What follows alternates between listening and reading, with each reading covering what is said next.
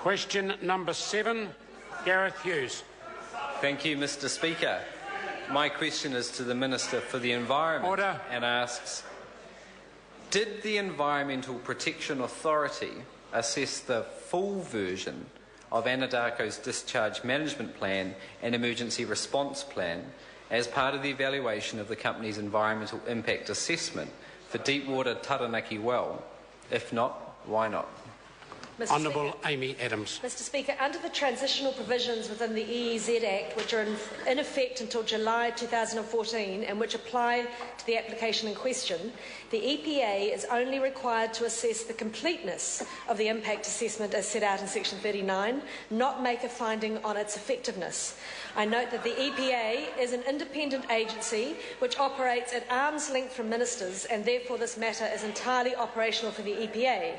However, I am advised by the authority that while they did not see the version of the Discharge Management Plan finally approved by Maritime New Zealand, they do consider that they received sufficient information to satisfy their obligations under Section 39 as they apply during the transitional period.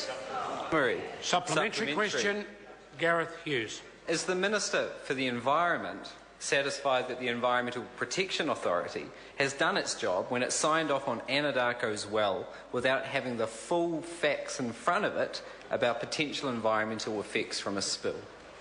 Honourable Amy Adams. Mr. Speaker, as the Minister for the Environment, it is not my job to second-guess the independent decisions of the EPA, but as I pointed out in my primary answer, it is not the job of the EPA under the transitional period to approve the impact assessment. It is their job to receive and ensure it is completed. That is very clearly what the legislation says.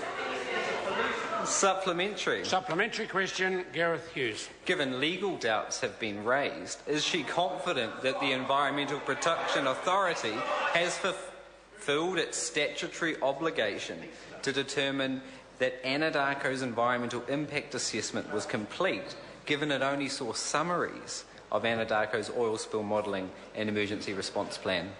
Honourable Amy Adams. Mr. Speaker, I can advise the member that the EPA have confirmed to me that they consider they have met their statutory obligations.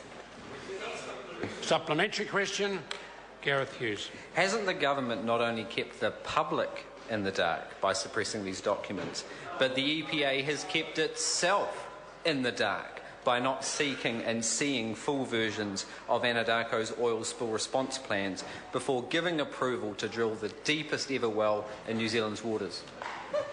Honourable Amy Adams. Mr. Speaker, I can only repeat what I've said to the member in the earlier questions. The EPA's obligations during the transitional period is to be satisfied that they have received a complete impact assessment under Section 39 of the Act. The advice they have given me is that they are confident that they have. Question number 8. To